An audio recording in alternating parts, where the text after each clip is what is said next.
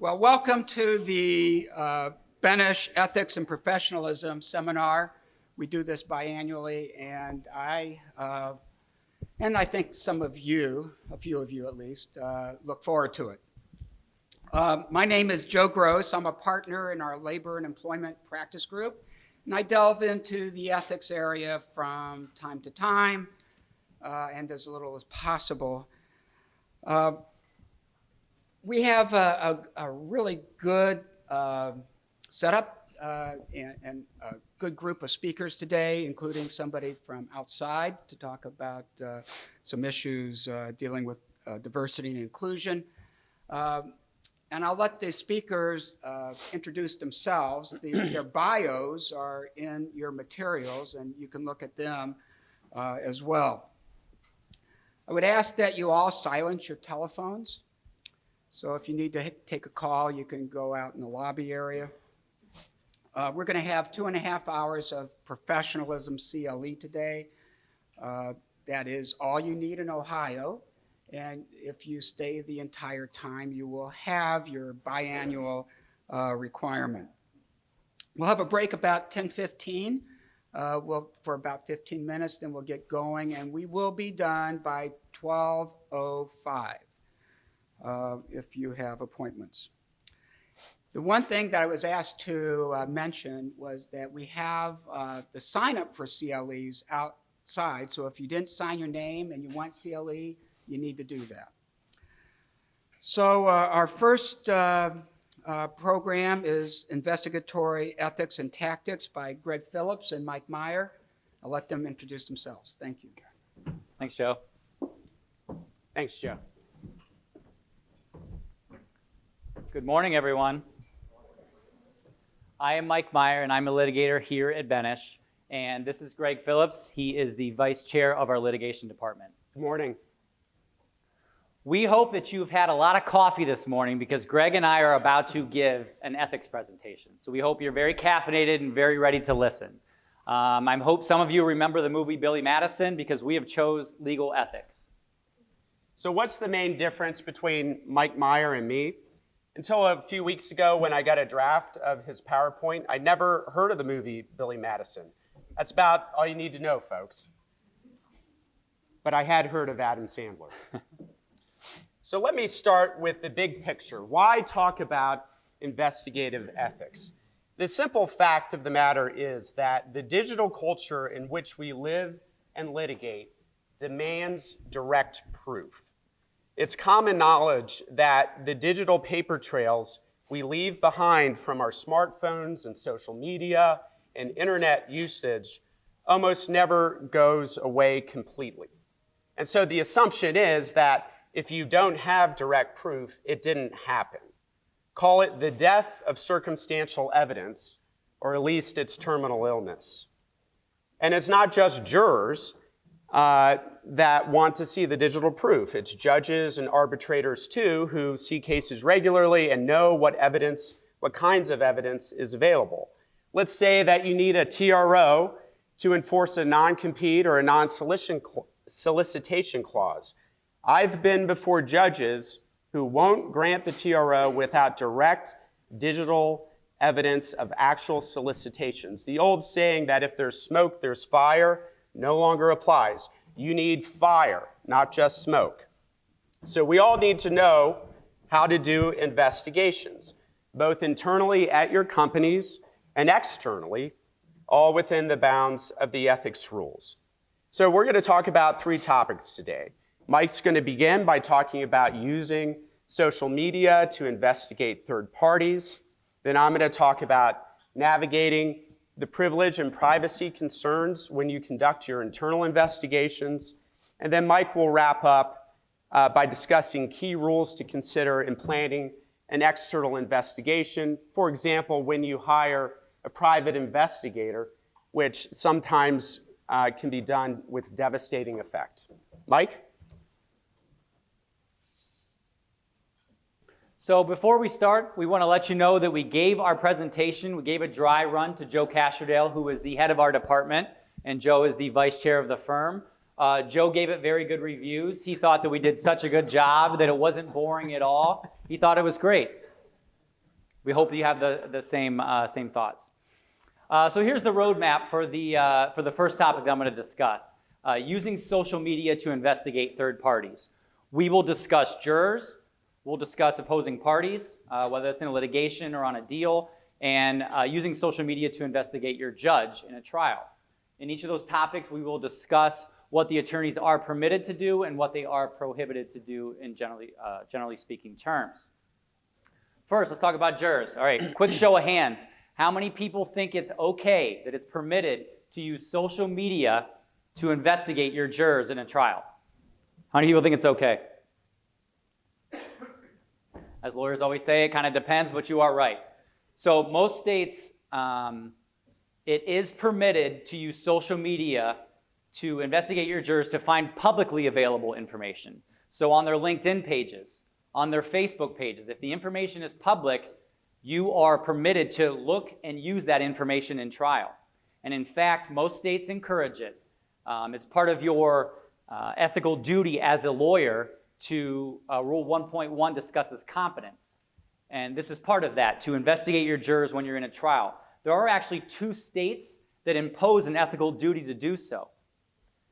Florida and Missouri have held that attorneys and their parties can waive this issue on appeal if you have not investigated your juror during trial and you didn't raise it to the judge.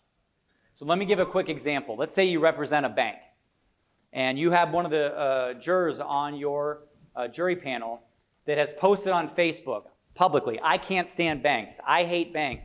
I hope they always fail. I can't stand them." If that information is available during trial and you as the attorney don't find that information and raise it to the judge, you can't then raise it on appeal. It's just like any other issue. If you don't bring it at the trial court level, you can't raise it on appeal. So these 2 states impose an ethical duty to do so. For the record, we did not Google Mike Meyer before making him a partner, so shame on us. So that is the term, though. It's called vor Google. That's what some of the courts and ethics opinions have stated, that the lawyer should be doing this during trial.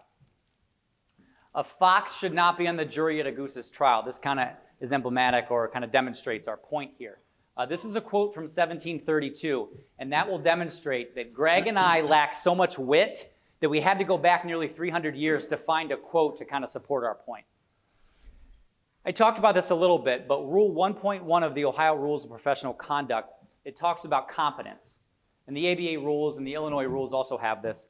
But comment 8 specifically discusses technology, and it states that lawyers must keep up to date with technology to better represent their clients.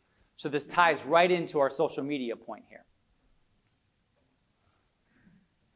And with jurors, most states do prohibit trying to establish a private social media connection to gain private information. So if that juror is on Facebook but their page is private, most states prohibit the attorney from trying to establish a private social media connection because they view it as an improper communication with a juror that you're otherwise not allowed to do in person. Okay, show of hands again. How many people think it's okay to investigate your opponent using their social media page? You are correct.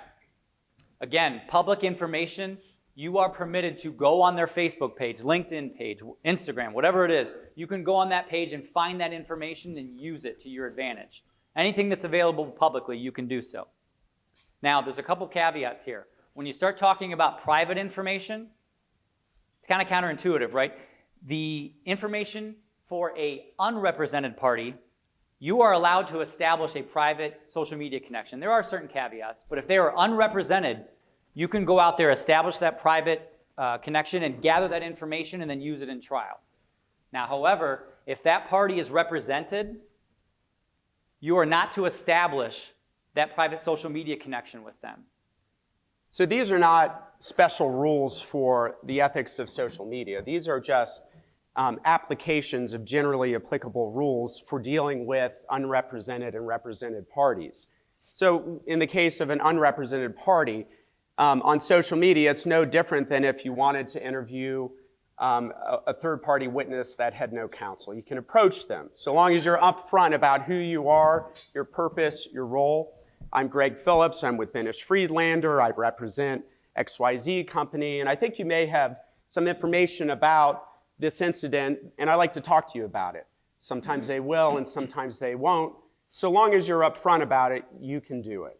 With represented parties, I think everyone knows you can't do that without the consent of their counsel.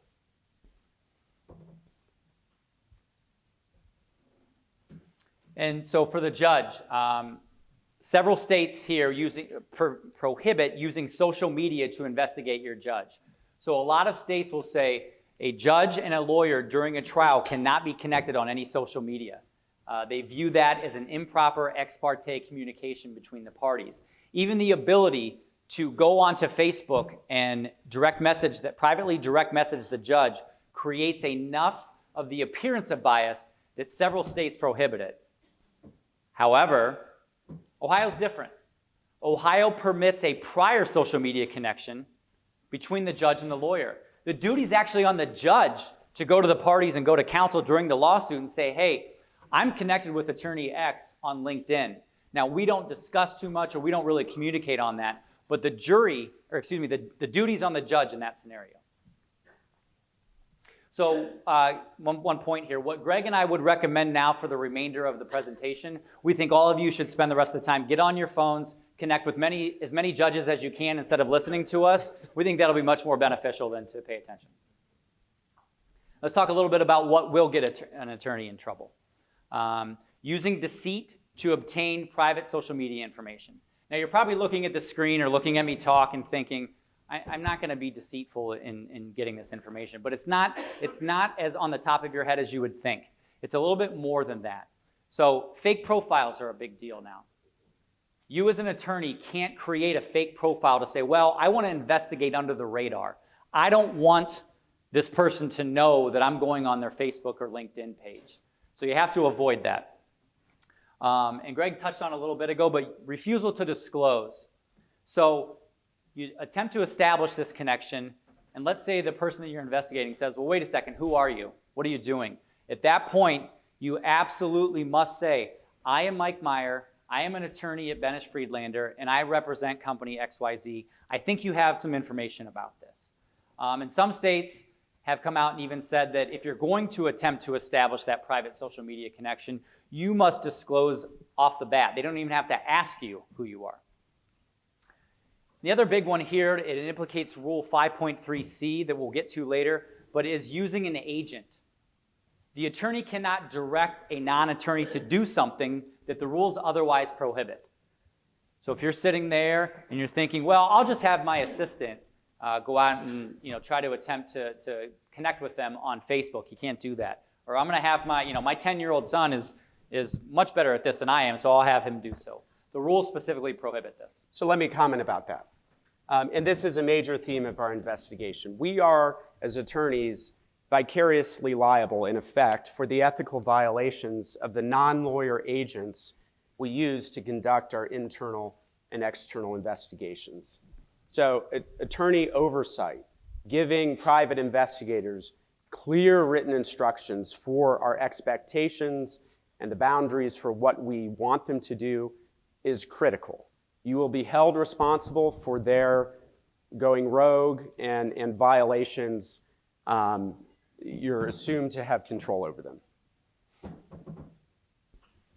So let me give everybody a real-life example of what happened here in Cuyahoga County. This is about 5 or 6 years ago.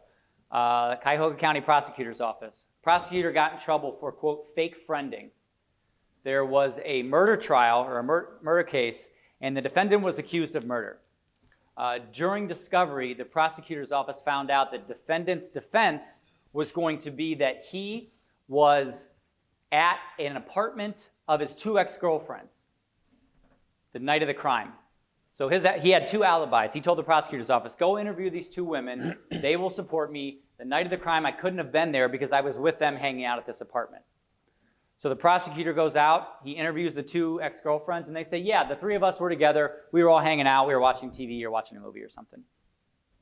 Prosecutor says, something's not right here, something seems fishy. So the prosecutor then goes on to Facebook. There we go. Prosecutor then goes on to Facebook and creates a fake female Facebook profile. He then reaches out to the 2 ex-girlfriends and says, I'm the current girlfriend of defendant. I'm pregnant, 3 months pregnant. I don't know what I'm going to do. I can't believe he's on trial. What am I going to do about this? The 2 ex-girlfriends, of course, they get super pissed, right? And they said, you know what? We're not going to support him anymore. We're not going to be his alibis. So they change their story. So the prosecutor creates this fake profile, gets them to change their story. They're not going to be his alibis anymore. Defense counsel finds out about this, brings it up to the judge. Cuyahoga County's prosecutor's office then has to withdraw from the case and in a big scandal, turn it over to the Ohio Attorney General to then take over the case. This prosecutor was fired. The prosecutor's office came out with a statement and said that this was the most unethical thing to have happened to the county in 10 years. Greg and I will reserve comment on that. I'm sure plenty of people have comments. There are other candidates. About that. But when they interviewed, and the reason that this is important because of this, when they interviewed this prosecutor after this, he said, I didn't do anything wrong. I knew the truth was out there, and I did whatever I could to get that, because I knew that this guy committed this crime. I knew that he was lying. So yeah, I went on Facebook and I created a fake profile, but I came to the truth and I found that information. So this is a critical point. The prosecutor's reaction to and his defense of being deceitful. We have a duty to be honest with all people in all our dealings with them. It's that simple. That's what Rule 8.4c says. And sometimes lawyers try to outsmart themselves by arguing, no. There's a higher principle at stake, like the pursuit of justice, that in this instance justified my dishonesty. This case makes clear that you can't pick and choose with whom you're honest and under what circumstances. It's a generally applicable rule, and the expectation is the duty of candor. So here are the general takeaways for the first topic. 1, it is okay to gather and use publicly available social media information on third parties. 2, be careful when attempting to gain access and make that private social connection. We discussed the caveats, but generally speaking, analyze the ethical rules and be very careful when doing so. And again, I know this is obvious, and we know this is obvious, but do not use sly methods when you're online to attempt to gain that information. Thanks, Mike. Now we're going to talk about navigating the privilege and privacy concerns in internal investigations.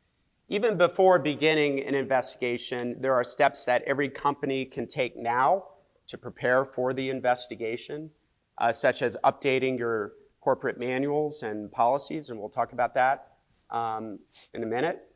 Virtually every internal investigation involves at least 2 things: interviewing current or former employees and a review of work emails to try to find relevant information.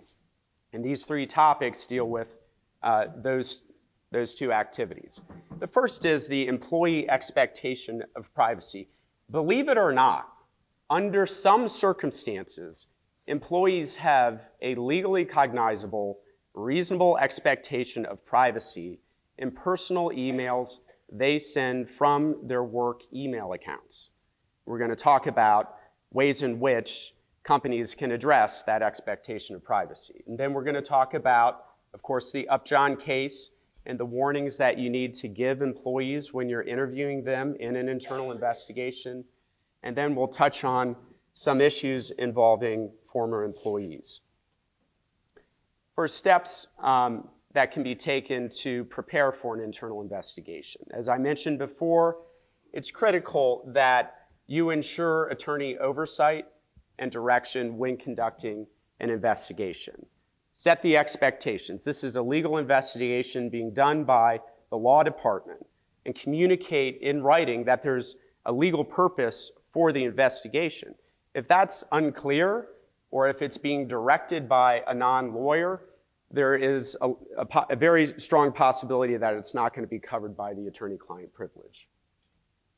And then policies should also be updated to make clear that all investigations conducted by the law department are being done for the purpose of providing legal advice to the company, not for the individual employees. That way, when your employees read your policy manual and they see that investigations are for the benefit of the company and not for them individually, it's as if you're embedding an Upjohn warning in your corporate policies. And then finally, we'll talk about some issues related to regulated industries. In some industries, the healthcare industry, the financial institutions industry, government contractors, those industries are required by law at times to investigate and self-report violations. And corporate counsel need to be sensitive to the fact that the privilege may not attach to those investigations even if you do these things. There may be no privilege at all. So first,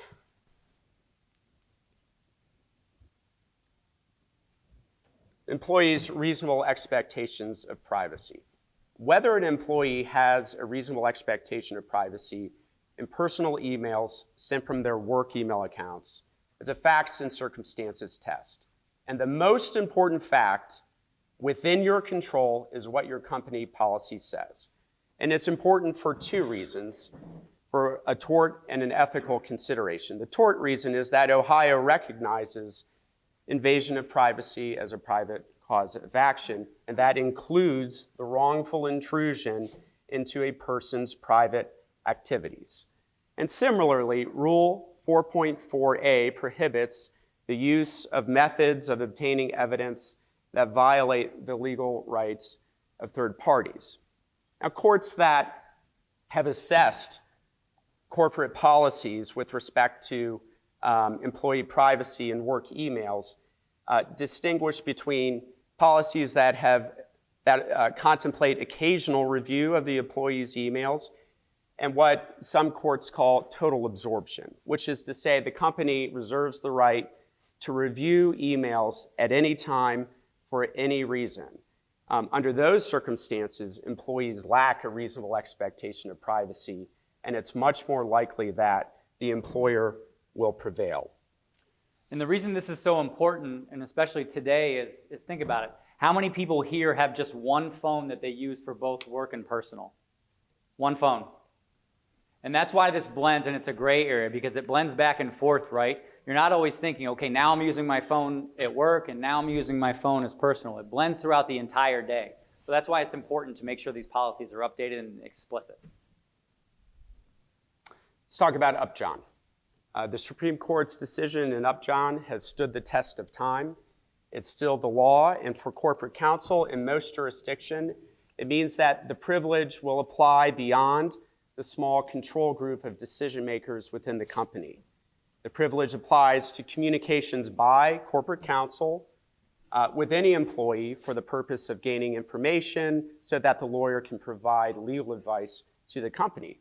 Obviously, this is important for internal investigations because it means that corporate counsel can interview current and former employees and have the privilege apply to those communications. So long as, and here are the elements, the communications were made to corporate counsel in that individual's role as company counsel. As we all know, it's often unclear whether corporate counsel is providing business advice or legal advice. When you're investigating something and you want the privilege to apply, you're communicating with employees, you should clarify that up front in the conversation and preferably in writing. Also, the interview should be directed by management and, as I said before, to obtain legal advice. And it needs to concern matters within the scope of the employee's employment. If it's a personal matter, the privilege is not going to apply. And finally, as we've said before, you need to set expectations up front with the individual you're interviewing. The employee needs to understand the purpose of the interview. And that leads me to the Upjohn warnings. What's most important is that you warn employees that you represent the company and not the individual employee. And that can be hard. You may know and like these individuals. They may view you as a friend. This conversation is different, and you have to make that clear at the outset. You need to warn them that the company may waive the privilege. It's the company's privilege, not the individual employees. And the company reserves the right to report the information up the chain to a higher level of management, to the board of directors, or even to waive it externally to the world at large. Some authorities now recommend an enhanced Upjohn warning, which is to say that the company not only may waive the privilege, but that the employee should expect there to be a waiver of the privilege.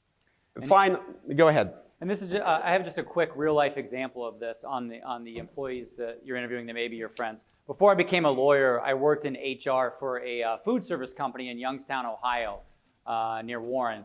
And we had 10 or 11,000 employees. Well, at one point early on, we were conducting an investigation, and there were several of the employees at headquarters that had to be interviewed. And I was friends with a lot of them.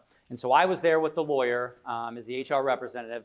And when they sat down, in the beginning, they were trying to be very jovial and, joke around. And I had to say 3 or 4 times, this conversation is different.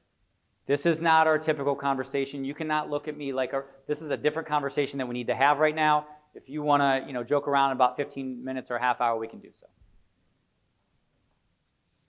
The final point I'd make here is that especially when you're interviewing employees who are at risk of termination or even civil or criminal liability, it's best to get the Upjohn warnings documented in writing in front of the employee and to have them sign it and to give them an opportunity to retain independent counsel if they want it. Former employees. It goes without saying that the best time to get what you want is when they walk in the door for the first time. Get them to agree in writing in their employment agreements that they'll protect the company's trade secrets, that they'll protect the corporate privilege, that it is the company's privilege and not their own, and that they'll agree post-employment to cooperate with investigations or any post-employment litigation that they may be a witness in. But if you don't do that, in most jurisdictions, litigation consulting agreements are permissible. They're discoverable, but they're permissible. And what that means is that you can pay the reasonable expenses and reasonable lost wages of the employees for their time spent reviewing documents with counsel and preparing for their testimony. But then the issue often becomes, what is reasonable compensation, especially for a witness who may be out of a job? There's usually a way to come up with a reasonable benchmark, but when in doubt, hire an expert, hire an economist who will quantify it in a defensible way and tell you what is economically reasonable on an hourly basis for a particular witness. And as a former employee, I had to help that former company about 5 years ago in a lawsuit. And when I showed them what I was going to testify about, they offered me $1 an hour. It's since gone up. But and then the final point when dealing with former employees is that the privilege is only going to apply to your interview or your discussions with former employees about matters within the scope of their employment during their employment. If it's a matter that predated their employment or has postdated it or is completely irrelevant to the company, it's not going to be privileged. It's going to be discoverable. Potentially may be covered by the work product doctrine, but that may not be something you want to rely on. Mike? Thanks, Craig. So for the final topic, here's a quick roadmap. We will be discussing planning external investigations, but specifically focusing on the use of pretext to gather that information and admissions. It's a specific type of tactic used in these external investigations, and when you're conducting it, you might not think it's a big deal, but it can come with grave consequences if you're not very careful. So we will discuss the legal considerations, the rules, the cases, and we will discuss how to reduce some of those risks.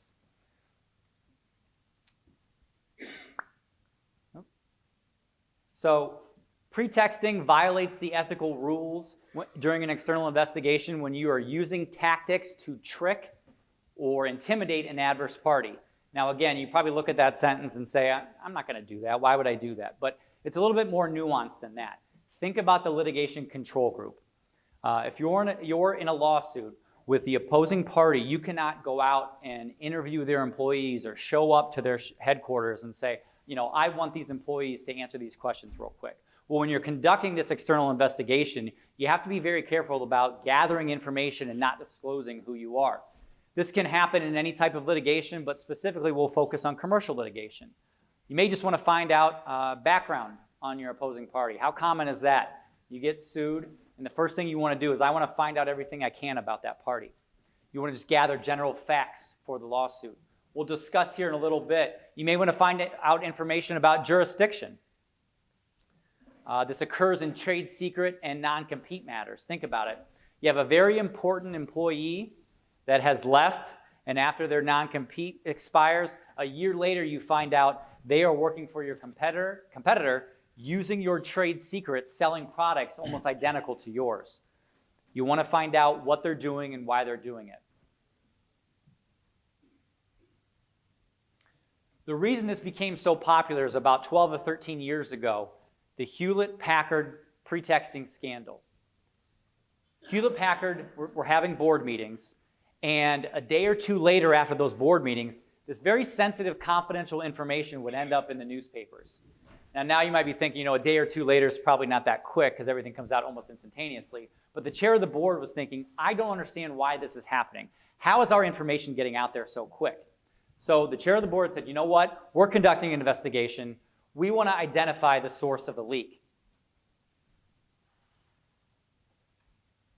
The general counsel then and the chair of the board hire private investigators to impersonate those board members and the journalists they think that they're discussing with. These investigators then obtained the board members and the journalists' phone records to determine, okay, on this date we had a board meeting. The next day I see that these two numbers, had a telephone conversation for 25 minutes. So the chair of the board says, we found the board member that did this. They've identified the mole. They think, great, we finally ended this issue. Well, the board member says, hold on a second. You hired somebody to impersonate me and go out and find my information. They go to the California Attorney General, and the California Attorney General filed civil and criminal charges against the general counsel, the chair of the board, and those investigators. They were also charged with felonies for impersonating third parties and violating ethical rules. Hewlett-Packard had to pay $14.5 million to settle the civil charges. And that's 13 years ago, so I'm assuming it'll probably be a little higher if something like that happened today. The two rules that are involved when you should analyze when you're conducting an external investigation, Rule 4.4a that Greg discussed earlier, and Rule 5.3c that I touched on earlier, is that a lawyer is responsible for the conduct that it directs a non-attorney to do so your investigator. The other thing, too, with this is that if you hire an investigator to do something, and that investigator does something unethical, and you later find out about it, you must report that information. Otherwise, you are going to be viewed as ratifying that conduct, and you can also get in trouble. The Federal Trade Commission Act also discusses pretexting. It violates the when you're using this information to obtain sensitive consumer information. Two quick cases. Meyer versus Uber. I know you're probably thinking there are not that many Meyers, but it was not me. I was not the one that sued Uber. Southern District of New York. It was a class action. The general counsel and the chief security officer hired an unlicensed investigator to investigate the plaintiff under the radar. The investigator goes out, approaches colleagues and acquaintances of the plaintiff, but doesn't disclose who he is. He pretends to be a filmmaker conducting a research project for his documentary about plaintiff. Plaintiff finds out about it, issues discovery requests to Uber, says, I want all communications with this investigator. How many people think the court permitted discovery of these communications? You are correct. The court used the crime fraud exception and said that Uber and its counsel committed or attempted to commit a fraud on the court and on this plaintiff. The court said that these actions were improper, fraudulent, and possibly criminal. This is an important point that Greg hit on, that the party must supervise its investigator, provide written instructions. Another quick case. I'm sure many of you were thinking today, when I get here, I really hope they talk about selfie sticks. Well, here you go. Here's your case, selfie stick patent infringement case. The infringement portion is not important, but what is important is that the defendant was a Chinese-based company that thought that the court lacked personal jurisdiction over it. So it filed a motion to dismiss. While this motion to dismiss was pending, the defendant, for some reason, holds a promotional event in America, in New York City. So as plaintiff's counsel, you would think, I'll just use that and attach it to my brief. Well, this plaintiff's counsel hired an investigator and they went a step further. They actually attended the promotional event. And they went up to the employees and started interviewing them in an attempt to gain admissions that they were going to use in the lawsuit. Well, the court precluded all of that evidence, even though the defendant's employees admitted at that event, yeah, we sell products all the time in New York. This is a kind of a covert operation that we do. The court found that counsel violated the ethical rules by showing up and interviewing represented parties, and that the counsel and the investigator misrepresented who they were, and they attempted to gather those admissions. So how to reduce those risks? One, you want to analyze the ethical rules that are implicated when you're conducting this external investigation. Seems obvious, but Uber didn't do so. You want to hire a licensed private investigator. Provide that investigator with written instructions. And the reason that's important is twofold. It was one, just practically, you want to give the investigator, here's what we want you to do. This is why we're hiring you. Please follow these steps. And two, if that investigator ends up doing something unethical, you want to be able to later say, A, court, I didn't know about this, and here's what we told the investigator to do. Or two, you want to be able to report that and say, court, this is what we told the investigator to do, and this is what that person did. The other thing, too, is you want to be careful about avoid attempting to elicit admissions that you're going to use in a lawsuit or on a deal. If you want to gather information, that's generally acceptable, but you have to be careful when you're attempting to elicit admissions. One big caveat, pretexting is generally permitted, though, when you're attempting to ensure that there's compliance with a court order. So if you represent a company and you've hired Benesch, of course you would, to get an injunction because a former employee has maybe stolen trade secrets, and you get that injunction, a month later you think, I think our competitor is still selling those products. There are circumstances where courts permit parties to use pretexting, so you would pose as a consumer, call them up and say, hey, are you selling this product? So the general quick takeaways, and I know Greg and I have to go, but again, social media, you can use and gather and use publicly available social media information on third parties. Be careful when attempting to establish that private social media connection. And again, this is obvious, but do not use slide methods to gain that information. Update your company policies to eliminate any reasonable expectation of privacy in work emails. Give upjohn warnings when you're interviewing employees. And in employment agreements, get a duty to cooperate. And go ahead and read that, but thank you for your time, and we appreciate everybody being here. Thanks. Well, as my presentation is getting put up, last few times I've been up here, I've been showing movies and video clips and had a lot of fun with it. This year we're going to go a different route. And that's because sometimes it's good to talk about what you ought to do. And then there are times when, like Greg and Mike were talking, there are times when we need to talk about what we can't do. And we're going to talk about what you must do and can't do with regard to representing clients. This goes to us, of course, lawyers at Benesch, but it also goes to, if you're an in-house counsel too, you have to be careful about who you intentionally and unintentionally represent. Before we get started, these are, as I mentioned, sometimes I get involved in ethics with the firm. So these are some of the things that I hear. I know ABC is our client, but DEF is a subsidiary, is fair game. I know ABC is our client, but we're not in court, so it's okay. I know ABC is our client and would not be happy if we sue them, but that would be a business conflict. I know ABC is our client now, but we'll disengage and be able to sue it. I know ABC is our client, but its CEO also needs us to represent her in the same matter or a similar matter.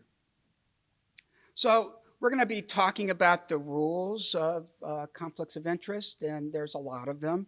And so we'll be moving quickly through them. But these are some of the questions that we'll be answering. The penultimate conflict rule is Rule 1.7, and we're going to be talking about the Ohio Rules of Professional Conduct. These are modeled after the ABA model rules, and most states have them. But there are differences. So we're not going to make you memorize all these rules, but hopefully when a conflict of interest comes up, you will recognize it and do your own research or get the research done. The Rule 1.7 and all the rules are based on loyalty. And one of the comments to Rule 1.7 provides the principles of loyalty and independent judgment are fundamental to the attorney-client relationship and underlie the conflict of interest provision of these rules.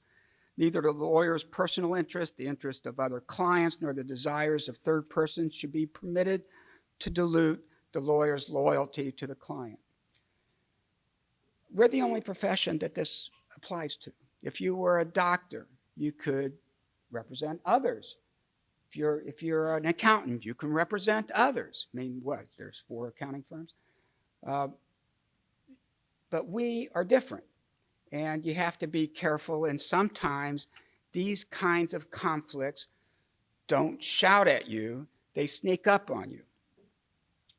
So going to Rule 1.7, it's got 2 forks. One is the direct adversity. It says that you can't represent a client that will be directly adverse to another current client. The second one is a little harder to see, and that is you can't represent a client when there's a substantial risk that your ability to consider, recommend, or carry out an appropriate course of action for that client will be materially limited by the lawyer's responsibilities to another client, a former client, a third person, or by your own personal interests. And so sometimes you don't see that. And when you look at a conflict check, you look at who the adverse party is, sometimes these material limitation conflicts are hard to see. And that's why you have to be really careful in looking at those kind of conflicts. Now, material limitation in litigation exists when a lawyer represents co-plaintiffs or co-defendants in a lawsuit, and there is substantial discrepancy in the client's testimony. They have incompatible positions in relation to each other. There's potential cross-claims, or there's substantially different possibilities of settlement of the claims or liabilities in question. Now, you can do this, and you can get consent. So if one of your parties might have to pay more, you have to think whether or not you can represent both parties without a loss of loyalty to one of your clients. It also applies in the transactional practice. The potential exists for material limitation conflicts in representing multiple clients in regard to one matter. Factors include the nature of the client's respective interest in the matter, the relative duration and intimacy of the lawyer's relationship with each client involved, the functions being performed by the lawyer, the likelihood that disagreements will arise, and the likely prejudice to each client from the conflict. Now, I'll also mention that for those of you who are engaged in the transactional practice, sometimes you create new clients during your representation. And so you have to think about whether or not a potential client that you creates its own conflict of interest. So if you have a joint venture or you have an acquisition company where you're putting the assets in for a short while, but the money is going to be someplace else. You got to think about those kinds of things and get consents or get a writing to recognize that that kind of a conflict takes place. Now, consents can rectify most conflicts of interest. So what does it take? It says that the consent must be an informed consent, and it must be confirmed in a writing, and that the lawyer, him or herself, needs to feel comfortable. So that's two steps. So not only does the client have to feel comfortable, but the lawyer also has to feel comfortable. And it can't be one of the few areas where, by law, you can't have a conflict of interest. So what is an informed consent? Well, it means that you have to have adequate information going to the client and about reasonably available alternatives. It has to be confirmed in a writing.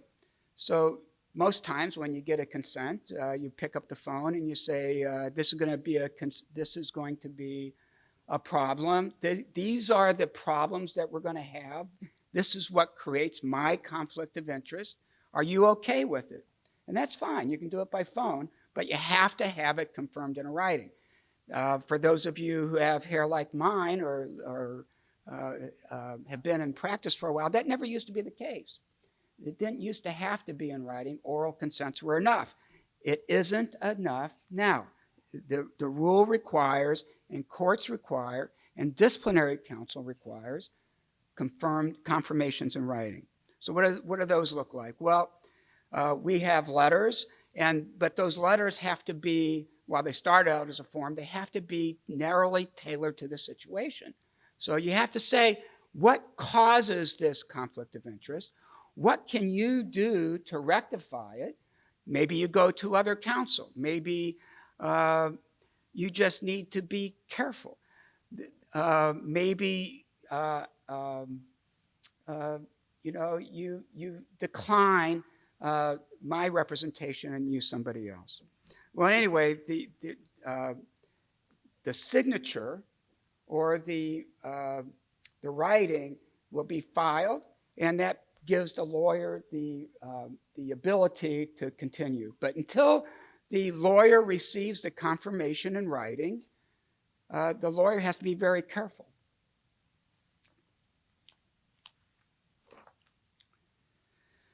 So,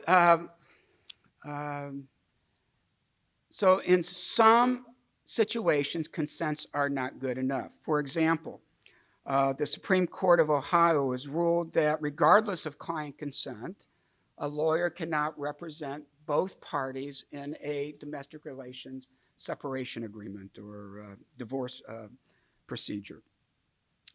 So even if you're representing somebody in a litigation proceeding, that can be an arbitration, it can be a lawsuit, it can be something that's adversarial, you can't represent both sides. Now, that only applies to litigation, but you have to be careful when you're representing both sides in a transaction too. But those are not by rule prohibited. So here's some examples. The first one is State versus Ross, and this was a criminal case where the lawyer represented a person who was accused of killing two people. The lawyer and his partner came to the pre-trials and were getting the case ready to go to trial, but the prosecutor in the matter determined that the one lawyer had represented one of the victims before in a drug trafficking case, and that his partner had represented both before and had also represented one of the victim's mothers. And the court was concerned, had a hearing on the matter, and determined that the counsel of choice, the person accused of murder, could not have the person he wanted to represent him in this life-threatening matter before him because of a conflict of interest. So in this case, the court found that the lawyer, that the prosecutor basically, or the state, stepped into the shoes of the victim. And that created the conflict of interest, that the lawyer couldn't represent his client against his former client, who is now dead, because that created a conflict of interest. The Ninth District Court of Appeals affirmed that, and it based it on the former conflict of interest rule, which we'll go over in just a few minutes. The next case is Toledo Bar Association versus Rakoff. In this case, the lawyer was approached by the woman, ex-wife, about selling a property, and the lawyer represented both. The woman wanted the lawyer to represent both her and her ex-husband in dealing with a tax foreclosure on a property they jointly owned. It turns out that the woman was already represented by somebody, and the lawyer found out about it. Rakoff found out about it and said, listen, I can't represent you. You're already represented. I'm going to represent your ex-husband in this matter, which everybody agreed was fine. However, the lawyer, Rakoff, called both of them. They were both on the phone together. And then he brought both of them in for the ex-husband to sign over the property to the ex-wife, which was the proper advice. There's no question about that. But the court, when something went wrong, said that the lawyer, Rakoff, committed a conflict of interest because he was representing another represented party and in turning over the property, which both agreed was the right thing to do, the ex-wife was actually the adverse party to the ex-husband. And that they considered that a conflict of interest. Conflicts of interest also apply to prospective clients, clients who aren't your clients. So when a client calls you up and says, I need you to represent me, this is what's going on, you have obligations from that point forward. And it might not be a telephone. You might be at a party where somebody says, you know, at the college that I go to, this happened. What do you think I should do? Well, guess what? That becomes a prospective client, and you've got to be very careful because the college, in this case, might call you up and say, I need you to help me deal with this renegade employee. So you have a duty to protect the information that you hear. And if you received any information that is significantly harmful, whatever that means, you might have to step away. Now, if you don't learn information that is significantly harmful, you might not be able to represent the college or the adverse party in a matter against this person, but you might have to be screened from in the firm so that other people can do it.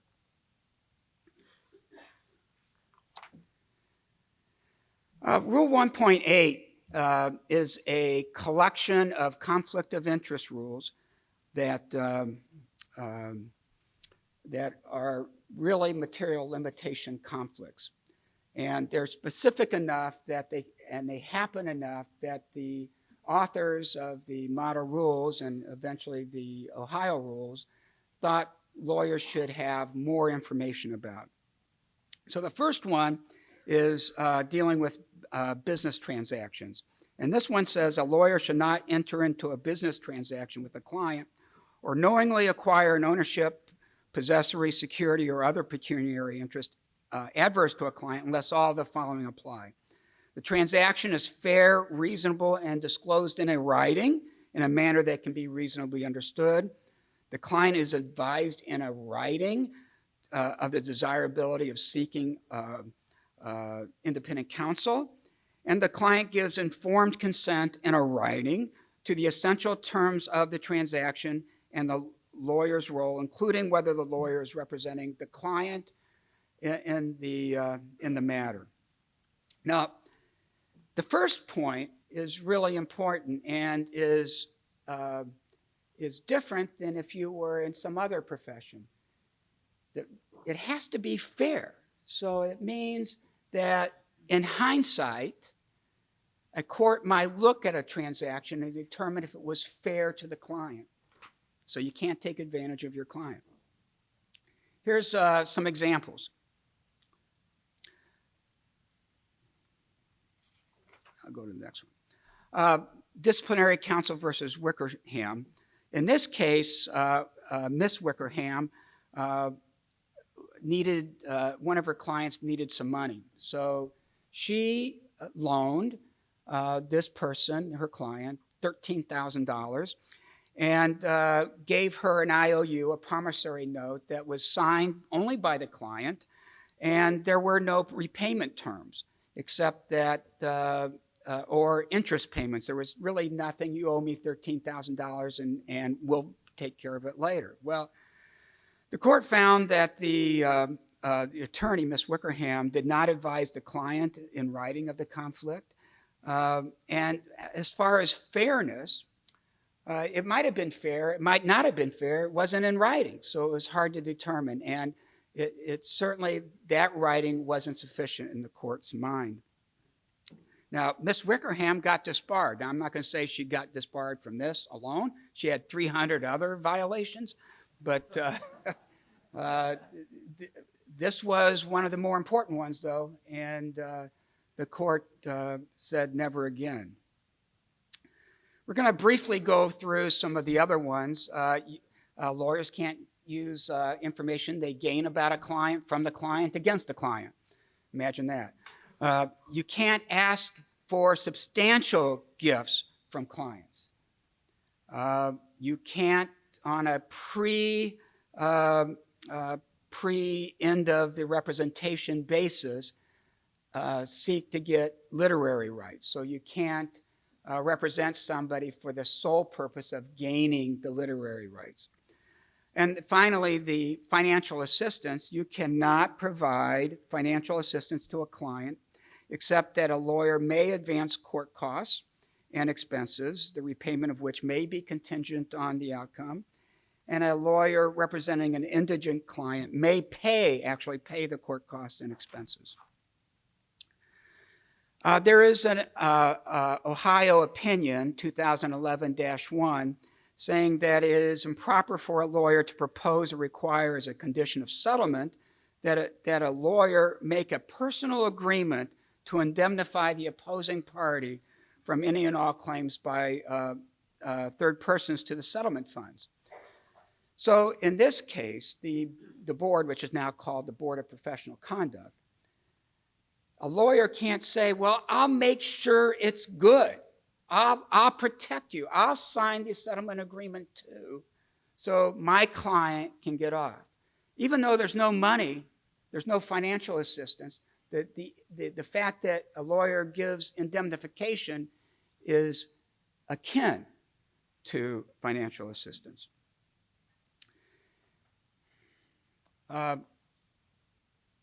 Toledo Bar Association versus Files. Mr. Files knew that he could not provide financial assistance to his client, and they were in protracted settlement discussions with his client, and his client said, you know, you need to get this speeded up. I need the money. I need to have funds now, which of course, you know, time is everything.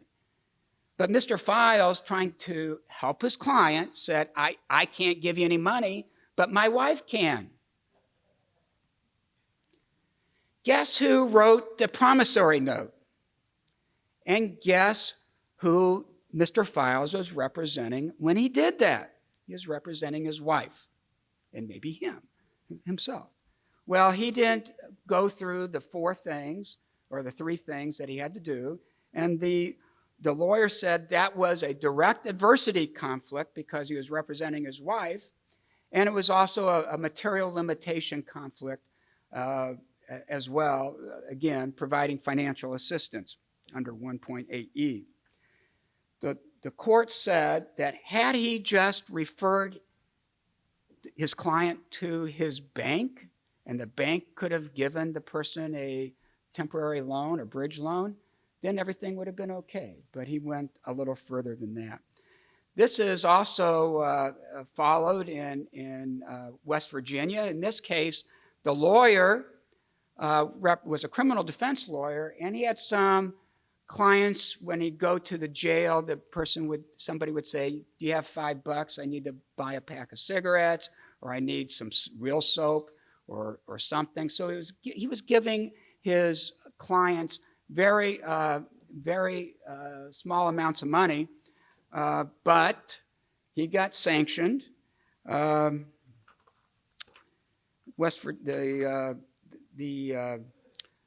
West Virginia court found that he violated Rule 1.8E. So the next one is third-party payer rules. Now, 1.8F is real specific. It says a lawyer shall not accept compensation for representing a client from someone other than the client unless divisions F1 through F3 are followed, or F4 is followed when applicable. Now, 1.8F1 says that the client gives informed consent. So that means that you have to tell the client that somebody else is going to pay the legal fees, and that this creates a conflict of interest because you might think, or the client might think, that the lawyer will take advice from the person who's paying rather than the client himself. 2, there is no interference with the representation by the person who's paying. And 3, the information relating to the representation is still protected. So even though somebody else is paying for the representation, the payer isn't entitled to information related to the subject matter of the representation at all. Nothing, unless there's consent. Now, 1.8F is I almost hesitate to say this, this is the only conflict of interest rule that so far doesn't require a writing. The authors of this rule forgot to put that in. Of course, it's better practice to have this in writing because someday you might have to prove it.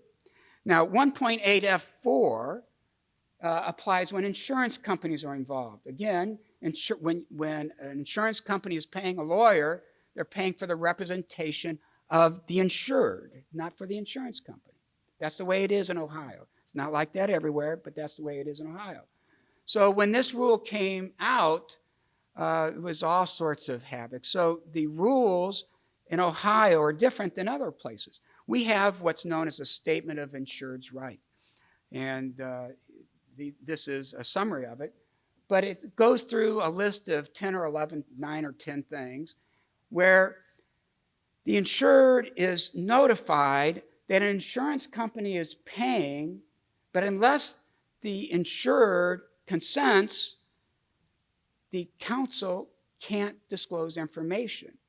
But insurance companies, knowing this, will require for the representation to go forward that the client consent to the information being shared. And that's usually the way it is now. It has to go out verbatim. 1.8F4 is like you rip it out of the rule book and you send it to the client, put your letterhead on it. The next rule is 1.8G, which says that lawyers have a conflict of interest when they're settling the claims of 2 or more people. In the criminal context, the rule says that it's hardly ever appropriate for a lawyer to represent 2 criminal defendants in the same matter. 1.8H says lawyers can't limit liability to their clients. So first off, a lawyer can't make an agreement prospectively limiting the lawyer's liability to the client for malpractice unless the client consents and has not been advised to, but has independent counsel. In settling a claim for liability for conduct that's already occurred, there's also 3 conditions which are very similar to engaging in a business transaction with the client. The settlement can't be unconscionable or unfair. The words of the rule. The client or the former client is advised in a writing of having a reasonable opportunity to seek counsel regarding the limitation of liability or the settlement. And 3, the client or the former client gives informed consent, again confirmed in a writing. So here's one of my favorite cases because I had a case against this person, and let's just say I'm glad this person is no longer practicing. In this case, the attorney had lots of cases that he settled and didn't give his clients the settlement funds. He had them in his IOTA or in some bank account.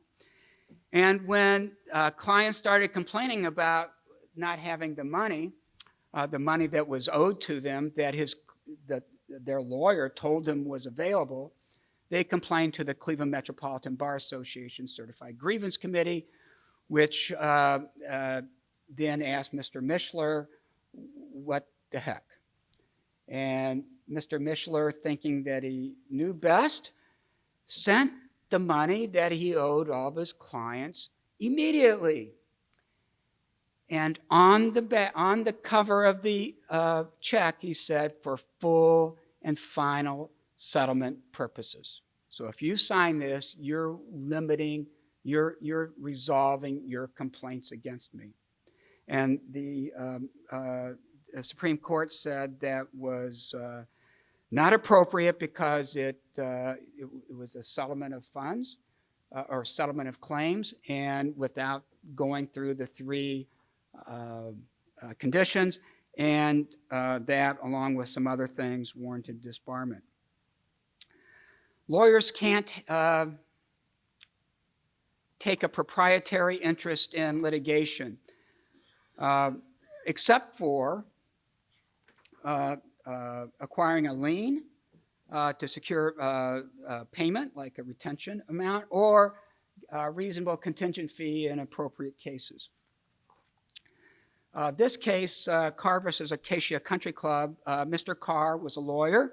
He was also a shareholder in the country club, and he brought a shareholders derivative lawsuit on behalf of himself and other shareholders against the country club, against the board. And the court said that he was disqualified because he had a proprietary interest in what he was seeking, and so did other shareholders, and that created a conflict of interest.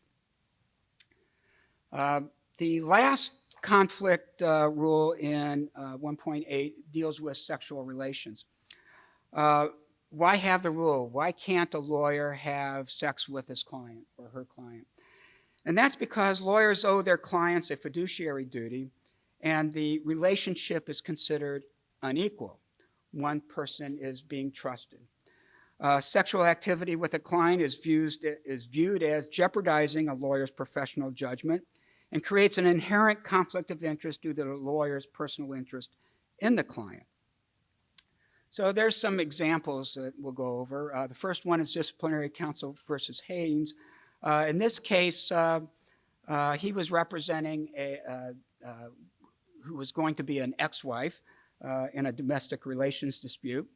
And the lawyer and the client and his client liked each other. And so it started out with a date. It ended up with her working at the law practice, her and her kids moving into the house. They're going on vacations together, and other sorts of romantic things. Well, when that relationship soured, the disengagement letter came immediately thereafter, and he forgot to tell her that she had 11 days to appeal an adverse ruling. The court suspended Mr. Hines for 1 year and was 6 months off. The next case, disciplinary counsel versus Sarver. In this case, a lawyer represented a criminal defendant, and met him at a bar where the criminal defendant's girlfriend came. Well, the criminal defendant's girlfriend and the lawyer go out to the parking lot for whatever reasons. And then he says, he learns that she also has a theft charge coming. And he told her to turn off her cell phone because the police will be able to locate her.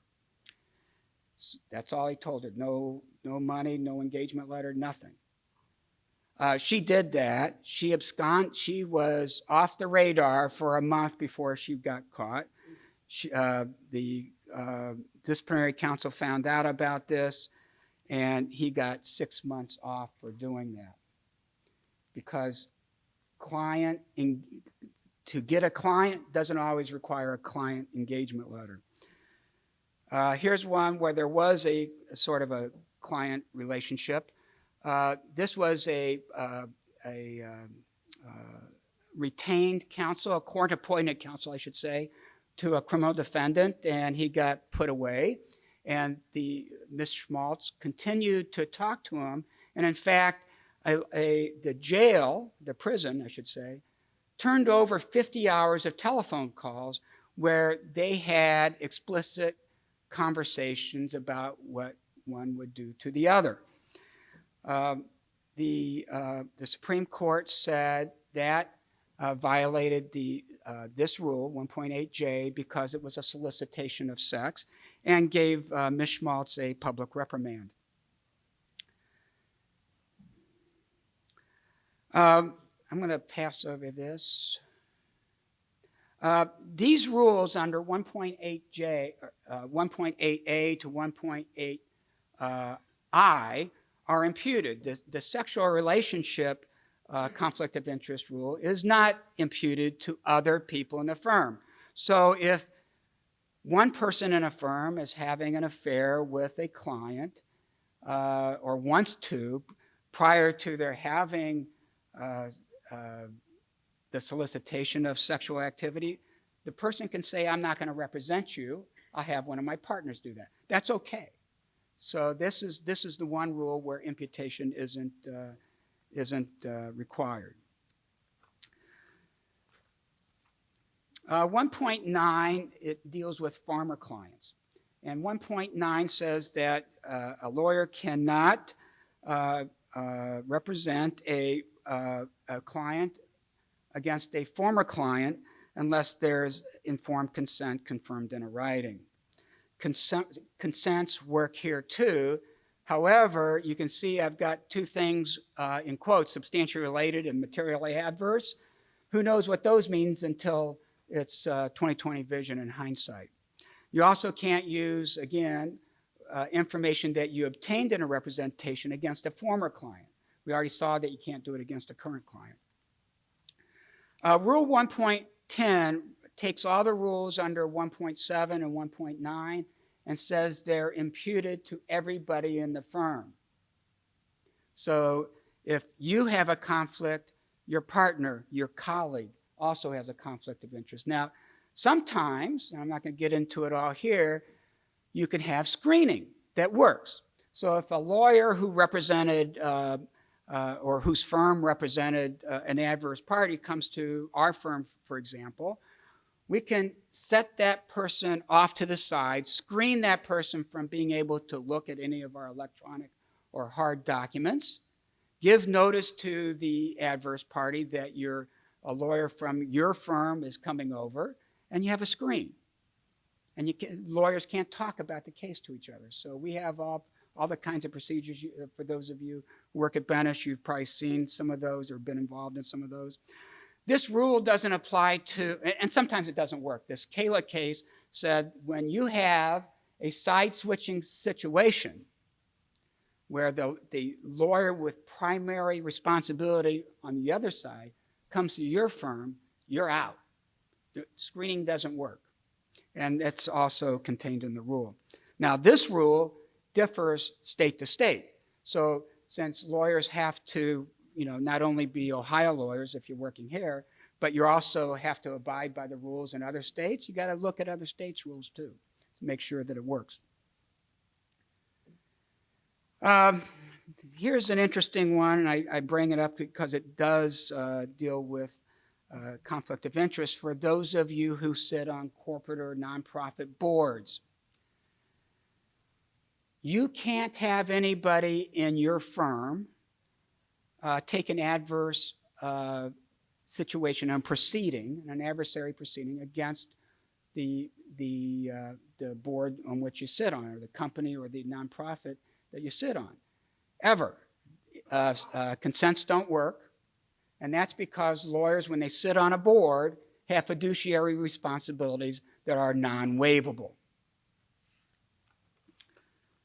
Government lawyers are given some liberties to come to firms because we want to reward, not punish them for their government service.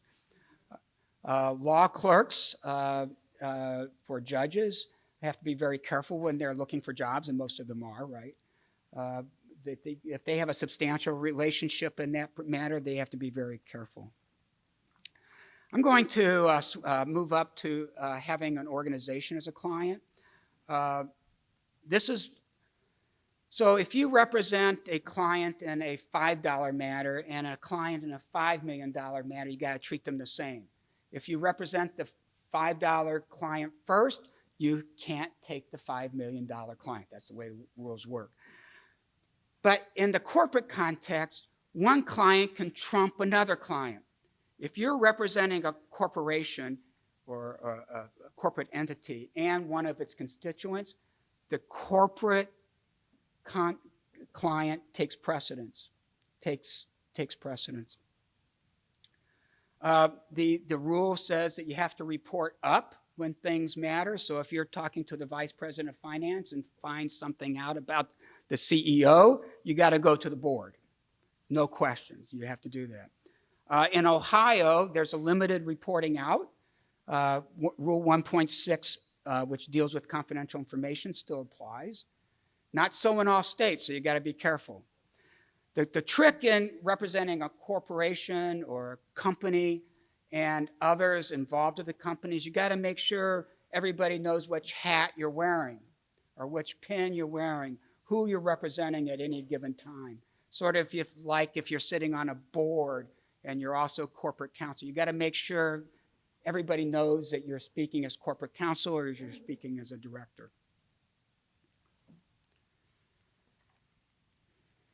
Let's see how much time we got. Last rule, Rule 3.7 is the advocate witness rule. And this creates a conflict of interest when the lawyer, him or herself, should be a witness in an adversary proceeding. You can't do it. Now, the old rules, those of, again, the old Code of Professional Responsibilities, imputed this rule to everybody in the firm. So if you couldn't represent one of your partners, also couldn't represent. The new rules say that if you can't represent, your partner can. So, and government lawyers can't testify in matters in which they saw when they worked for the government. It being 10:15 and knowing how important time is, that's the conclusion of my presentation. Thank you. Now, just to give a little bit of context, I will invite all of you to ask questions if you have them throughout. It will take you not very long to realize, and any of my colleagues in the room will verify, my talking for a half hour will not present a notable challenge. But the real value in this is if there are specific questions or concerns that you have, the one thing I will ask, especially when we're dealing with ethical issues, if you have a question, could we all please use the phrase hypothetically? Because the last thing we want to do is to present a situation in which we are admitting to questionably or unethical conduct in a large group of individuals. The other thing I will tell you is I do have a somewhat unique background. I have the privilege of being vice chair of Benesch's healthcare group. I also am chair of the firm's White Collar and Government Investigations group. And that is because I have a somewhat unique background. My career started, I was a state and federal prosecutor in the state of Illinois, which I think we all agree is known for being the highest ethical standard that law has to offer. I'm proud to talk about the fact that When I was the head of the narcotics unit doing government investigations in that area, one of the investigations I launched ultimately yielded the arrest of 2 of my colleagues at the state's attorney's office. So I do have the understanding of both the positive as well as the negative side of ethics. I also worked for the state of Illinois when I was I was a state and federal prosecutor. I was working on government drug investigations. I had a fine gentleman who I had sent to prison for manufacturing methamphetamines, who got out of prison, moved in upstairs of me in the house I was renting. I started getting death threats, and I thought healthcare has always interested me. So I then decided that safer and far more ethical, I would go to the Illinois Department of Public Health. While there, I am proud to say my former chief of staff is now in prison for engaging in all sorts of unethical violations of fraud. The good news is, at no point did she consider incorporating the former prosecutor in this conduct. But I then moved on and took over as the ethics officer and general counsel of a state agency, which is the exact reason for the conduct prior to my being its general counsel, why our governor is still in prison. So, Illinois knows ethics. The other reason I'm here, and I do want to thank all of you, is that when it comes down to it, I think you know, not only are you getting CLE ethics credit for being here, but as the presenter I do, and Illinois has voted, and we are no longer trying to put on CLE for ethics in Illinois as a whole. So this is going to help me get my ethics credit, which is appreciated. The 3 things that I want to talk to you about today are what the ethical obligations are of government attorneys, both at a really high level, and then to go through some of the issues with regards to discovery ethical obligations. And the reason for that is simple. The ethical obligations that where the most problems is and the most fault are, fall in during the course of trial and in preparation for trial. What information needs to be disclosed and how it should be. And then what I've done is at the end, I have a couple of examples of real practical application of some of these issues. But again, don't hesitate to raise a hand, ask a question, tell me how I can help. So, because I came to this late, I have a lot of sort of the big full quotes. I promise you I'm not going to read each and every one of these sections, but the reason I did pull these in, a lot of these are pulled directly or are summaries from the Department of Justice Resource Manual. And the good news, since this is also ethics, you'll notice that the final slide is cites to all of these sources and resources, so this is not plagiarism. But one of the things that you have to do is to consider prosecutors, government attorneys as a whole, are the only attorneys that have additional ethical obligations. Now, why is it most of us hope to go our entire legal and professional careers without ever dealing with a criminal case or with an enforcement effort? So why is it a good subject for today? And the reason is because ever since the economic downturn, we've noticed that when it comes to litigation, people have a little less stomach for discretionary litigation. But anytime you are involved in litigation with the government, be it administrative, be it criminal, be it civil, it is not optional. You are invited as an involuntary guest by the government, and you have no choice but to participate. And with the government's enforcement efforts, as aggressive as they have been in a number of industries, these are circumstances where you can find yourself unwittingly involved in a bet your business circumstance. So I think it's important for people to know what the rules are that the government has to play by, so that you can always be cognizant of that and how best to protect yourself, your businesses, your practices, and your clients. So, the Ohio Rules of Professional Conduct specifically identify a separate ethical obligation for government lawyers. And what it talks about is prosecutors shall not charge a case in which they know it is not supported by probable cause. And then the second component of this is what we're going to talk about when we talk about Bradio and Giglio and the Jenks Act, which talks about the obligation of government turning over materials. Because what the government has to turn over and when they turn it over is fundamentally different in a criminal case. And the reason is tied up in the Illinois Rule of Professional Conduct. This is how I learned it. When I was a young prosecutor, I used to have a piece of art, a quote from Deuteronomy, justice, justice shalt thou pursue, tzedek, tzedek, tirdof, and it sat right by my front door so that every day when I left, I was reminded of what my obligation was. I tried to put it up in the office, but I was told that the idea of pursuing justice was making some of my colleagues uncomfortable, so they asked me to keep that private. The idea was that I was trained that it is the duty of a prosecutor not merely to convict, but to seek justice. And that is a fundamentally important thing, this idea of fundamental fairness. Joe talked about the rules of ethics make certain concessions because we don't want to punish government lawyers. Joe, I promise you, government service is a punishment enough. But it is an incredible experience. I joke that I'm the only healthcare lawyer you might find who's done half a dozen first-degree murder trials. You get wonderful experience and you get to learn the practical realities. And once you've gotten through the issues of conflicts, and once you've gotten through your investigations, that is when you will find yourself in the throes of trial if you've certainly done something to live under an unfortunate star.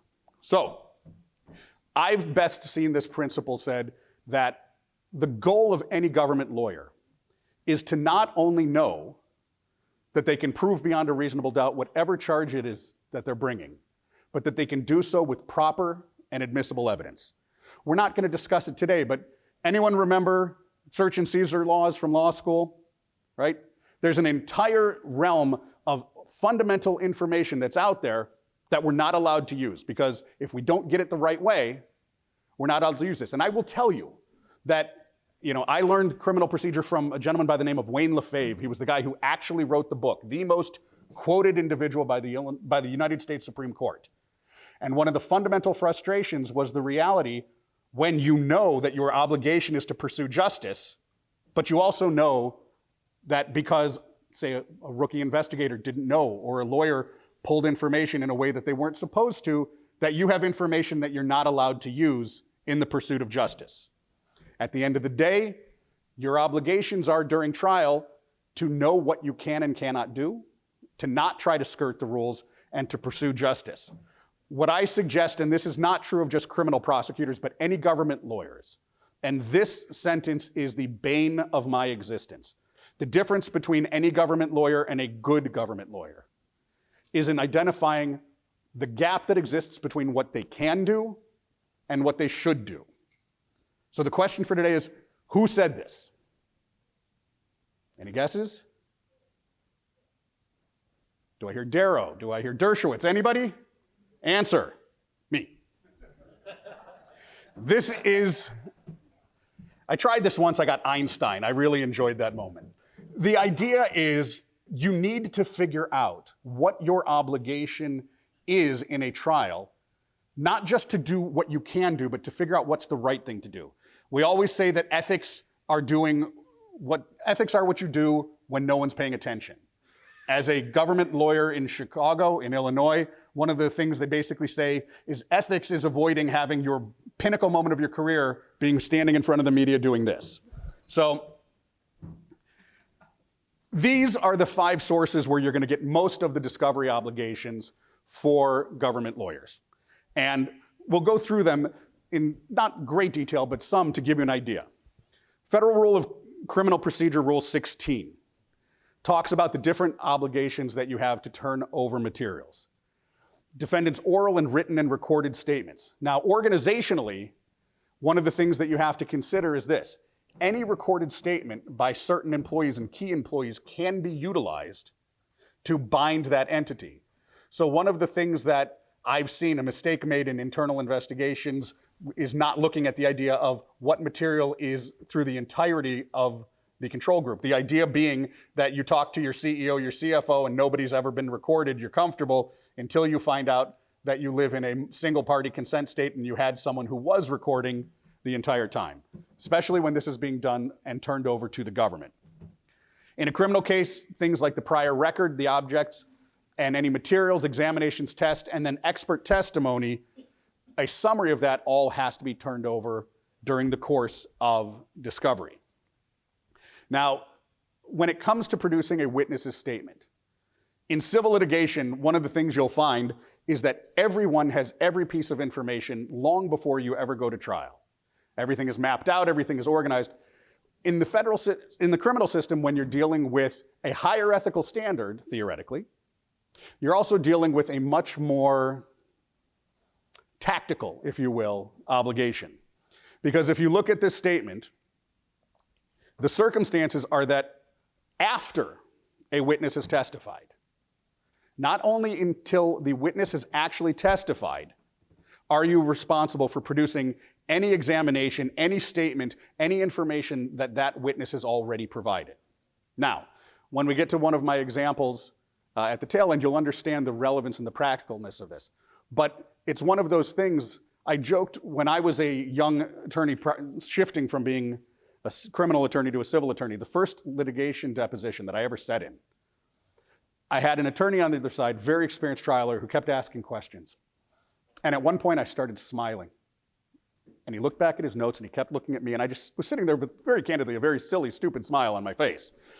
And it seemed to just continue to unnerve him. Now, the smile was very simply, I was enjoying this. It felt like cheating.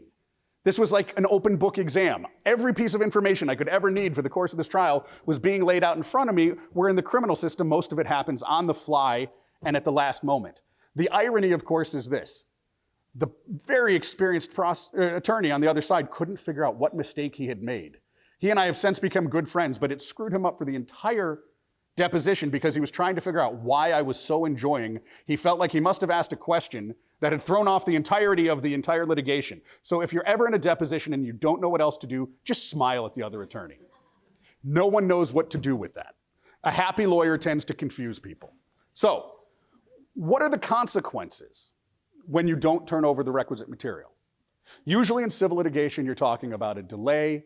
Usually you're talking about potentially a fine. You could be dealing with any number of issues. But in the criminal context, in the event that you don't turn this over, the witness's prior testimony is stricken, instructions to the jury are given to disregard the entirety of the evidence, and in the event that that isn't done, or in the event that you've rung a bell that can't be unrung, it will require the declaring of a mistrial. And again, one of the examples that we're going to be talking about at the tail end, this is something that happens in real life. So, the Jenks Act talks about the idea of what information can be obtained and when. That normally you would subpoena information in a civil litigation, but in a criminal litigation, the idea is all of these statements are not the subject of discovery unless and until the witness has taken the stand. And the reason for that, in part, becomes given the government's obligation of pursuing justice, there are going to be circumstances, I will talk you through a real-life situation that I had, where you have to make a determination of, as your ethical obligation is continuing and ongoing, what information do you actually present at trial? The Department of Justice has a variety of policies. How often those policies are enforced is a matter of debate amongst intellectual individuals. But the DOJ policy explicitly provides that the obligation of federal prosecutors is to identify and seek all exculpatory and impeachment information, and to do so from every member of the prosecution team. So, anytime that lawyers come up with a nice, clean policy statement, what is the number one obligation we have to do? We have to make that far more confusing than it ever could be to practically apply. So in this case, the real question becomes, what is the prosecution team? Now, I'm not going to read through this, and as in every good question for a lawyer, what is the answer? The answer is, it depends. So there is no clear-cut answer as to who the prosecution team is, but these are the types of things that you should be asking yourself. Who is it that the government coordinated with? What I will tell you is this is fundamentally important information, because when you look at this, and I believe in the next slide you see here, the types of factors the courts look at. These are sources where you should be looking for information from any government investigation. If you are dealing with an audit, if you are dealing with a government oversight, if you're dealing with a regulatory investigation. Now, obviously, you're not necessarily dealing, and hopefully you won't ever be dealing with a criminal indictment. But the reality is this, especially in the context of healthcare, where I do a good amount of my work, any circumstance that the government is bringing an enforcement effort. I was Deputy General Counsel for the Illinois Department of Public Health. I was in charge of all enforcement and litigation in healthcare. And every situation we touched had the potential of being an administrative action. It had the potential of being a regulatory-only action. It had the potential of being a civil action going after money, and it had the potential of criminal charges. And so one of the things that you need to realize is where you are on that spectrum, and is there any potential that if the government gets gung-ho, or if the government gets particularly aggressive, can they reframe your administrative inquiry into a criminal inquiry? So when you look here, what investigations? I don't know if any of you have ever been involved in a federal investigation. Please don't raise your hand. That's an awkward moment for everyone, especially when you can't provide the context. But I have, in my professional capacity, certainly. And anyone on the break who wants to know about the time I testified in a Vegas murder trial, that's a whole separate story. The circumstances are, anytime you walk into the room for an interview with government investigators, you have the entire alphabet soup. You might have the FBI, you might have postal inspectors, you might have tax inspectors. There is an entire variety of agencies that will be involved, and there's a multitude of reasons for that. But each and every one of these agencies that is involved has information that may or may not be relevant, and that the government has an obligation to turn over, and more often than you'd like to admit, the government fails to do so. So I've highlighted a couple of things. How active was the role of these agencies? Is this information that the prosecutor has knowledge of? Now, one of the things I will tell you is the ostrich defense doesn't work for prosecutors as well. We talked about this with our ethical obligations. But just basically saying, I don't even want to know, don't tell me, is not going to allow a prosecutor to fulfill their obligations. They have a duty to actively seek out this information. And one of the things that I will tell you, I think we can all agree that in individuals who have committed to government service, you have sometimes the best of the best individuals who have committed themselves to the concept of justice and to the pursuit of representing the people as we would want. And there are other people who have maybe chosen a more bureaucratic and easier path. And what I will tell you is there are people who, once you start asking for this information, will realize this is so much more work than I really want to. And in fulfilling your ethical obligations, to know what information and asking them to fulfill their ethical obligations, you can create circumstances where the government suddenly wants to talk about a more positive resolution than it otherwise might have, so as to avoid going through the steps of reviewing and evaluating all of this information. The other thing that you should always ask during the course of any investigation is whether or not there is a parallel proceeding. The government's rules have changed on this, but this is something that all of this is the information that once you get to trial, are you going to have the information and the tools you need? So these are the documents and the things that should be looked at as you go through in figuring out how are you going to get all of the information that you're entitled to and necessary to proceed at trial. Now, Bradio and Giglio, I'm not going to read you the cites. I'm not going to. But by a show of hands, has anybody heard of Brady, U.S. versus Brady? Okay, at least we have a couple of people who do remember law school. That's good. Giglio is the one most people haven't. Anyone heard of Giglio? We have less, but it's good to know. So basically, what you have to remember is this. These are things that even if you don't know about, because they are constitutional protections, it's the government's obligation to turn them over. But it's important for you to know what they are so that if you're ever dealing with this during the course of any type of a criminal investigation or a civil investigation that has the potential, you can make these demands. Basically, with regards to Brady, what you're talking about is information that would seem to suggest that the individual is not responsible for the criminal activity that's being alleged against them. And Giglio information is information regarding any and all of the statements that might have been taken and might be in the government's possession with regards to the individual. This is not only for Brady information that would show that perhaps they didn't do it and that it would allow a defense attorney to more effectively impeach witnesses' credibility, but also information that would show that they would be entitled to, or you could argue for, a reduced sentence. As we talked, this doctrine is often proved difficult to enforce. It's always worth noting any jurisdiction you're in the event that there is an obligation that that jurisdiction has. Giglio, this is one of those circumstances. This is a case where basically they incentivized a witness, and that witness was therefore willing to testify, and they never provided that information with regards to what incentive was being provided. So we talk about during the course of an investigation, you can have a litigation agreement. And the idea is that you're going to cover someone's reasonable expenses. Why is it that you need to turn that information over? Why do you need to disclose that? Because it's theoretical that having bought someone's lunch at Denny's and given them $12 for a taxi cab might be enough to get them to commit perjury. Hopefully not likely, and if those are the witnesses you're working from, I would wish you better witnesses. But from a realistic perspective, this is a fundamental issue of fairness so that you have the ability to have all of the information you can to challenge the the credibility of a witness. In teaching young lawyers, I always said, never let the facts get in the way of a good argument. But at the end of the day, what you need to do is you need to know every single piece of information you have available so that you can undermine, very candidly, the government's efforts to prove the case that they're doing. So as it says, exculpatory impeachment evidence is anything that's material to a finding of guilt, but the DOJ expectation is that this net will be cast broadly. That if there's a judgment call to be made, the judgment call should be made with regards to turning information over.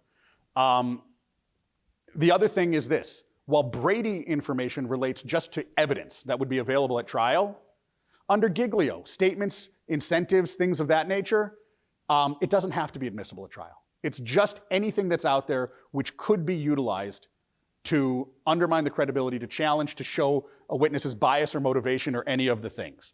So it doesn't matter the idea that this wouldn't be disclosed or admissible at trial. You still have a right to get this information. I'm not going to read through all of the bullets with regards to this, but if you ever really want to know all of the factors with regards to Giglio information, these are examples from case law. These are examples from the DOJ policy manual with regards to agreeing not to deport people, with regards to providing them monetary, giving them information, giving them consideration for other testimonies. I will tell you, one of the greatest bizarre issues that I had during a trial was the government came to me and said, if your client is willing to testify against these other people in the conspiracy, we will reduce his sentence. Or if he's willing to testify with regards to any other criminal activity, we will reduce his sentence. The problem that we had was whether or not he was potentially involved in one criminal conspiracy, the only person that he was involved with had already flipped and testified against him, and he had no other knowledge of any criminal conduct whatsoever. So he was not in a position to help himself. However, the person who had turned on him was involved in 11 other criminal conspiracies and therefore was able to try to get a much better deal because of the fact that he was involved. So, ethical question, do you tell your clients to now go out and involve themselves in additional criminal activities so as to be able to help themselves at trial? Would that be good or not good under the Ohio rules of ethics? That would be something we would discourage. So, as I mentioned, regardless of whether or not the information is subject to admission during the course of the trial, this is all information that you would have to turn over to the other side. This is the other thing that I'll be candid. I'm quite confident the Supreme Court is wiser than I, but the requirement for when these materials is turned over is sufficient time to permit the defense to make effective use of that information at trial. And I've always wondered, if they give it to you last minute is because they believe you're a very good lawyer who's going to be able to do good things with this, or is it because they're playing games? I will tell you, we have had situations in the Northern District of Illinois, one of which I'm going to tell you about, where information was either not turned over or not provided, and it has a substantial impact on trial, and not fulfilling these ethical obligations can have a real meaningful impact. So, when you look at Brady, it makes a duty to provide all information, any exculpatory material that could either impact the results of trial or could affect arguments available at sentencing. And Giglio requires you to turn over anything that would affect the credibility of a government witness. Now, why do I say government witness? So let's talk about the good, the bad, and the ugly. These are examples. Couple from my career, a couple that I'm aware of, and then in the event that we have other specific questions, I'm happy to address them. But what evidence, what information is exculpatory? Does anyone remember the movie My Cousin Vinny? Next time I'm going to get Mike to put a slide in my thing that has a clip. But if you'll remember My Cousin Vinny, the cross-examination, it turned out that what time and what the guy had for breakfast proved to be exculpatory information because a good lawyer was able to take that information and show that based on the amount of time it took someone to cook breakfast, the testimony they had given was inconsistent with the conclusion the government was asking them to reach. So I would argue that from the perspective of a defense attorney, someone who handles government investigation and regulatory matters on a regular basis, I think everything is potentially exculpatory, and I want the government to give me as much information and material as possible. The witness example, and this will explain some of the timing. this was a gang shooting that I had been involved in when I was the head of the narcotics unit. And we were in trial and we were getting ready. And as a young gung-ho prosecutor, I wanted to be able to paint a picture for the jury. I wanted to be able to sit there and tell them and explain to them the street. And I wanted to be able to explain to them what people saw that night. So I went out with my investigators and we went down to that street. And I walked over and I stood on the porch where one of our key witnesses testified to everything that he saw, or was going to testify as to everything he saw. And unless somebody planted an 80-year-old tree between when this shooting happened and the moment I was standing there, there is no way on this earth my witness could have seen what he's testifying that he saw. We know where the body was found. We know where he says he was standing. This wasn't a question of how many leaves were on the tree. This was a big tree, and it blocked the entirety. So, what are my ethical obligations? I can stand here quiet too. Tell them about the tree. Who do I got to tell? Do I tell the judge or the defense attorney? Defense attorney, judge. Any other ideas? I'm going to tell no one. Why? He hasn't become a witness. He's a potential witness. My ethical obligation is I cannot call him as a witness. I cannot call him as a witness. Now, there's one exception to this. If he had testified in the grand jury, if the information that he had was either testified by the grand jury, by the officer, or him, then I would have had an obligation to turn this information over. So what did I do? Didn't call him as a witness, which is why there was no obligation to turn this over. Presented a trial entirely without that evidence, based on the information, the ballistics, other witnesses who were more credible. So here's the question. Act of justice, perversion of justice. What I will tell you is this. I wish I had credible witnesses for gang shootings. But you generally don't have, CEOs, nuns, and other responsible individuals at 3 a.m. in a not so good neighborhood when you have gang shootings going on. The witnesses you have are the witnesses you get. But what I will tell you is, had I called him as a witness, I would have had an obligation, I think, to inform the court, inform the defense attorney, turn over all of the prior statements, and most likely dismiss the charges. But based on the information available, using proper evidence, I was still able to prove beyond a reasonable doubt that a crime was committed, that the defendant committed it. And very candidly, what we ended up doing was disclosing that information at sentencing, so that in the event that the court thought it was reasonable that there were people who were willing to lie, the other thing that we did is we had to reevaluate every single other witness in that case. A second circumstance, this one was a little more time sensitive. This was during the last murder trial that I handled. It was a retaliatory gang shooting. And during the course of the trial, we were preparing one of our witnesses. This one, we are actually in trial. And we prepped our witness till about 8:30, 9 o'clock. My colleague and I, my trial partner, we continued to work until about 11. We both went home. At about 12:15, I received a phone call from my trial partner. He was on his way to the police station. Our witness, who we prepped, just shot someone. By the way, just so you know, that's not good. That's not good from a world perspective. That's also not good for the witness that you are calling at 9 the next morning. So my job was figure out how we don't get this information admitted at trial. So by show of hands, who thinks the jury reacted poorly when they found out that, Cedric Joyner shot someone last night?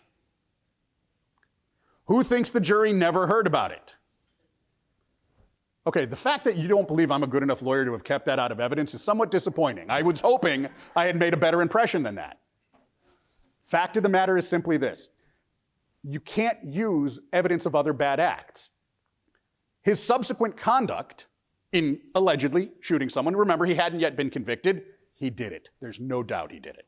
Just so you know, we convicted him too. But he'd already made a record. He'd already had a statement. And what we ended up doing, again, what are your ethical obligations during trial? Let's be candid. No one taught me what to do with this in law school, right? This was 12:15 to 6 a.m., me trying to create magic. By 4 in the morning, I had a brief that argued that you can't introduce evidence of other bad acts unless it's to show a propensity for violence or to show that the other individual was justified in shooting first. But since he didn't know it when he shot, it couldn't be relevant. It wasn't evidence. It was just evidence to make him suggest he's a bad guy. And since he was a victim in this case, he had been shot himself, there was no reason to allow this evidence into information. I sent the brief to the court at 4:30 in the morning. I sent it to the defense attorney who read it and said, oh, this is gonna be fun. And in the end, they chose not to respond. And the court ended up allowing that information not to be used. Now, I'll be very candid. We didn't rely on Mr. Joyner so much. We established the fact that he was shot, and we got him off the stand as quickly as possible because we figured this might be an issue on appeal. But at the end of the day, during the course of trial, what you have an obligation to do is evaluate whatever facts, whatever circumstances come about, use the rules of ethics, use the rules of evidence, and be able to explain and justify whatever you do. So the last that I wanted to talk to you about is this quote is actually from the Chicago Tribune.